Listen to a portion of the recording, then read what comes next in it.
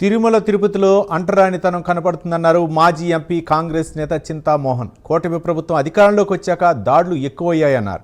కేంద్రం 11 ఏళ్లలో ధనవంతులు తీసుకున్న 14 లక్షల కోట్ల రూపాయలు రుణమాఫీ చేసిందని, పేదలకు, మహిళలకు, రైతులకు ఎటువంటి రుణమాఫీ చేయలేదని విమర్శించారు.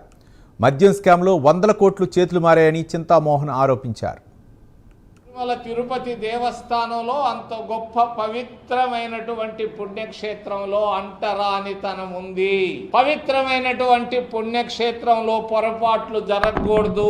ఇది కేవలం కూటమి ప్రభుత్వం వచ్చిన తర్వాత జరుగుతూ ఉందని తెలియజేస్తున్నాను. గత 11 సంవత్సరాల బీజేపీ పరిపాలనలో 14.5 లక్షల కోట్ల రూపాయలను బ్యాంకులు మాఫీ చేశాయి. 14 లక్షల కోట్లు కాదు, మరి ఇంకొక 1/2 లక్ష కోట్ల రూపాయలు బ్యాంకులు రుణమాఫీ చేశాయి. ఎవరికి చేశాయి రుణమాఫీ? రైతులకు చేయలేదు, పేదవాళ్లకు చేయలేదు, జర్నలిస్టులకు చేయలేదు, నిరుద్యోగులకు చేయలేదు, విద్యార్థులకు చేయలేదు, మహిళలకు చేయలేదు.